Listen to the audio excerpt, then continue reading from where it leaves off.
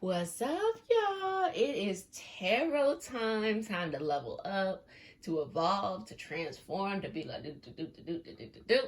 I am Jet. Welcome back to Aqua Goddess Tarot. I am so excited for you. You know, this is your daily tarot prediction to let you know what is coming up during the day. I'm here each and every day. And weekly, I also do predictive readings by signs. And if you want access to the extended reading for any of the content, all you got to do is click on the link in the description box and you get access to everything. Every damn thing. Okay, no worries about that there. So let's channel together. Just take a couple of deep breaths here. I'm going to say it like this. Universe source energy for the highest connectedness. Connecting in here to deliver any messages for the highest vibrational good only. Is there anything specifically that is coming up during this day that we should pay attention to, that will help us, that will allow us to grow, to transform, to come into more wealth, prosperity, happiness, love, health, all of these beautiful things? We receive it, we accept it, we are so full of gratitude. Hello, Ashe.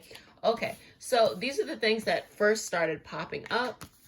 Okay, and so we're going to see what the general message is. Are there any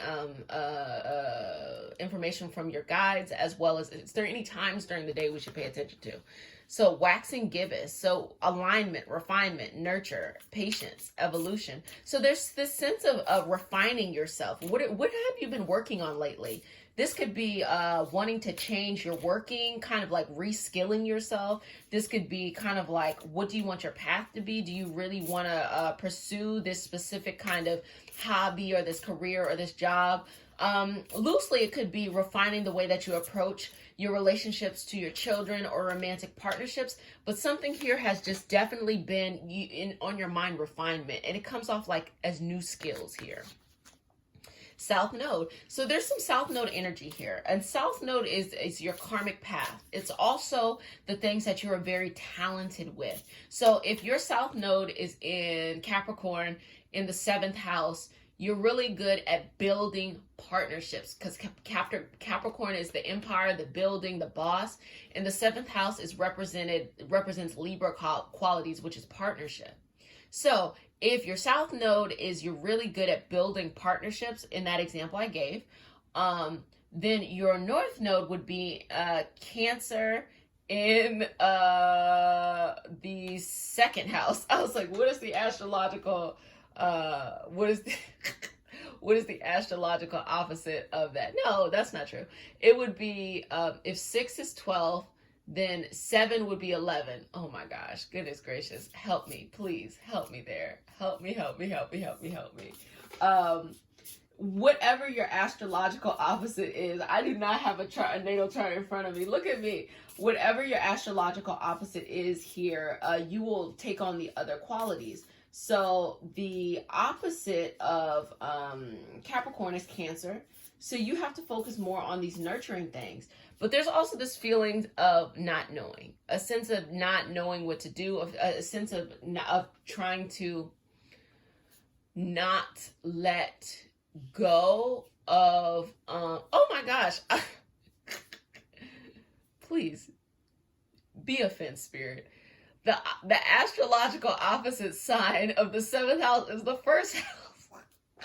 Y'all don't know. It's just fun. I was like, wait a minute, this doesn't sound right. Yes. So the example that I was making, that if you are a Capricorn in the South Node in the 7th house, your astrological opposite would be a Cancer in the 1st house. What does that mean? You go from being really good at building strong partnerships, wanting to really build in the realm of partnership, marriage, things like that is important to you, to needing to nurture, which is the Cancer, the 1st house, which is the self, needing to nurture yourself. So you might want to lose yourself and build this relationship and build these things, and you're naturally good at it, but you got to surrender from that. And you have to be able to start working on these North Node principles of nurturing for the self. And of course, if you have a private reading with me, we can look at that exactly. But South Node is both lessons and gifts. So if you're really, really good at this, you know, just know that you can leverage this gift at any time. You can leverage this ability to build at any time in, you know, whatever that specific house is. You can leverage those things. So if ever you feel like you are trying to kind of like this reskill, this refinement, know that you can always lean on this South Node energy in any way that you need to.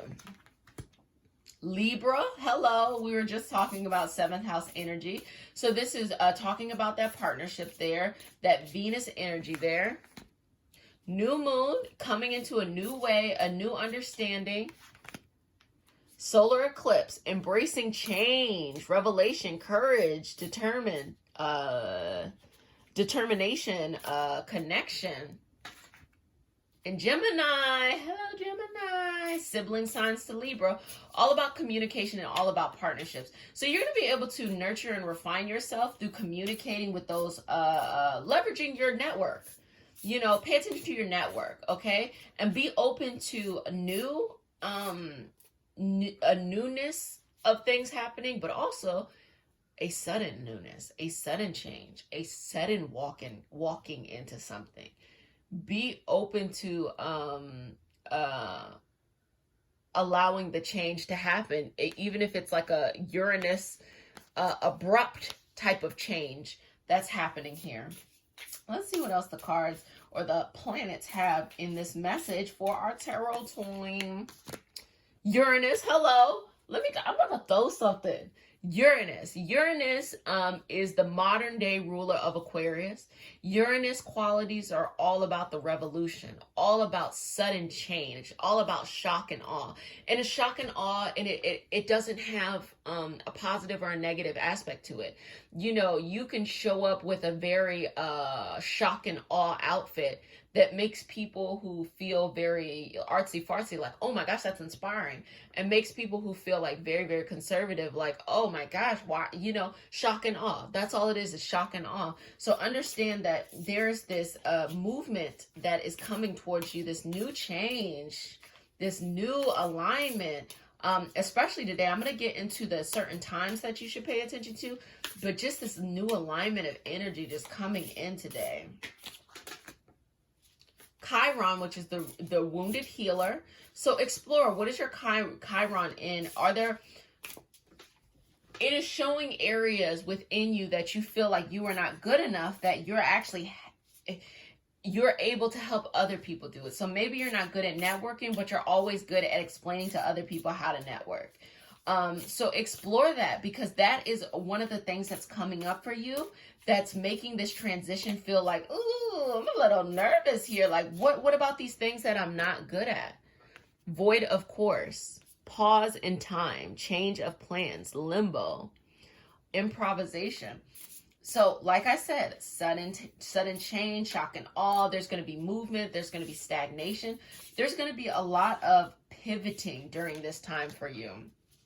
In the heart, you know, trusting that heart to lead you in the direction forward that you need to go to, trusting this divine protection and I was gonna say like prophecy, like projection of or understanding. Cancer, which is nurturing the moon, nurturing these aspects within yourself, and the 9th house, which is I know. That's kind of that Sagittarian energy there.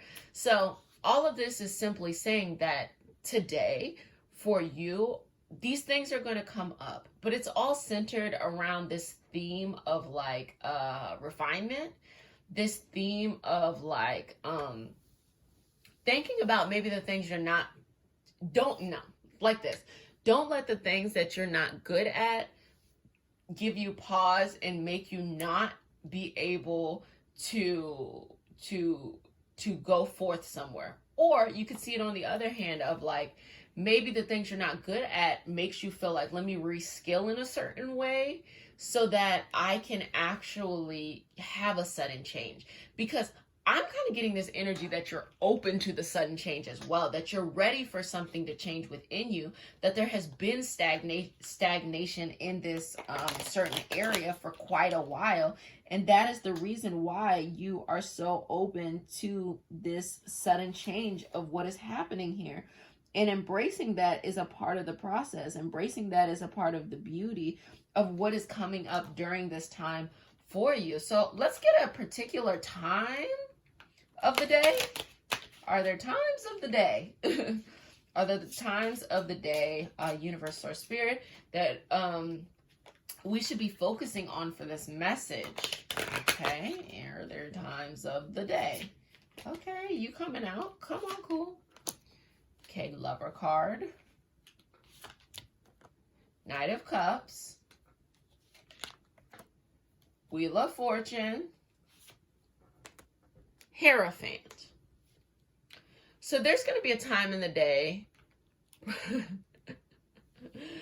prior to 5 o'clock that someone who is like boss energy is going to kind of have a little tude, a little like conniption fitty kind of thing. And it's going to spark these things within you, because if they didn't have that kind of attitude, I don't think that you would really be thinking about these things. You would just be like, you know, I'm gonna just roll with the punches here, da da da da da. But it's because they have a little bit of tude. Maybe you feel like you won't be free from this energy until 5 o'clock. You feel like, dang, I cannot, you know, or the reverse, if you have some type of work that starts after 5.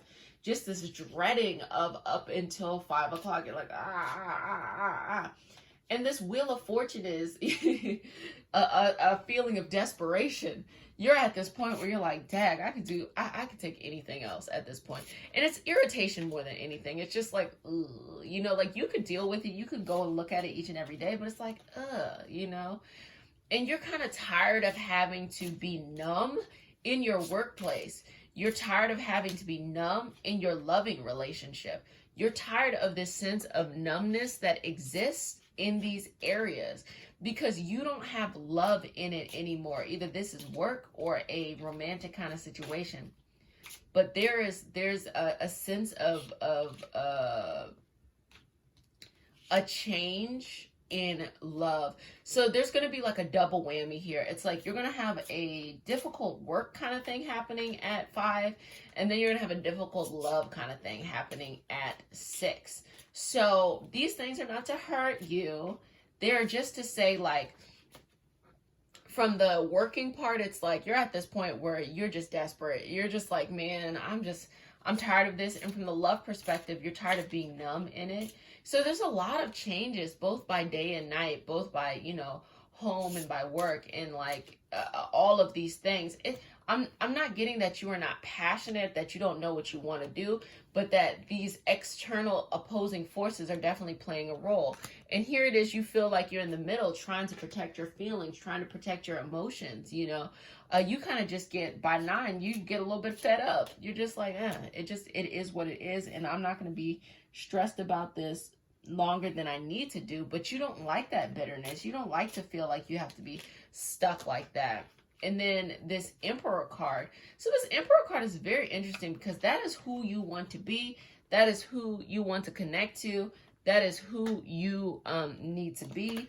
That is kind of your ideal life, your dream life. And let's see, what is the message that's coming across of what is actually happening? I think you even feel like you know somebody in your life who embodies this, that could potentially help you in numerous ways, whether it is the ideal partnership you would rather be in, or the ideal work relationship, you know, working environment that you would rather be in. King of Swords. So these are all of these qualities that you really want to have embodied. This is what you want, you know, you want this in your life. Are there any specific people, universe, that they should keep an eye out for during this? Okay, Queen of Wands. Got it. And that's like not in a malicious way. Pay attention to people who are doing things that you admire, doing things that they love to do, doing things that really like fit in the mold of what you want. Pay attention, whether it is your direct circle, people around you, people you work with, people you look at on the internet. Pay attention to people who are doing the things that you really like. Pay attention to people who are fearless about how they do what it is that they need to do. Especially when it comes to love, like being fearless in love, not being in any kind of toxic or codependency in love. And not not putting yourself in an unnecessary bind, okay? As well as knowing that sometimes you have to be to yourself and you have to kind of contemplate these things on your own and really look at them from the perspective of like, you know what, like really take inventory is what it's saying. And you might have to separate yourself. You know, I used to take walks when I had to work in an office. I used to take walks all the time. I was like, there's too much energy going on here. I feel like I'm at the lowest end of the totem pole. I'm just going to go take a walk here and just, you know, clear my mind and allow that to be. So that's really the energy that's coming across today. So it's not anything, it's transformative. It's a very transformative period. You know, I want to tell you like, oh, everything is going to be grand and beautiful and these beautiful things are going to happen. But what I want to do is give you an actual realistic insight to how things are, you know, to transform it. It may feel uncomfortable from time to time, or, you know, perceiving life as a good life is a life that you don't have to be challenged by anything. No, challenge actually brings you to be the Chariot, to the Emperor, you know, to the King of Swords. It brings you to all that energy. So embrace it, because when you embrace these things, that is when that sudden change happens. That is when that, you know, a solar eclipse happens. That's when there's an illumination or a lighting up of everything that is associated with what you need to get done and where you want to be in life. So really connecting onto that energy there. So in the extended read, we are going to look at, is there a specific plan we should take here? Is there a specific thing that we should do here? Anything that your spirit guides want to talk about, we are going to talk about that there. If you want to have access to that, that is the link in the description box. If you really appreciate this, you know, go ahead and buy your girl a coffee, buy your girl a tea. I drink tea, I don't drink coffee. Like, comment, share, subscribe. I appreciate that. Let's just share this message for the highest vibrational good only. Love you.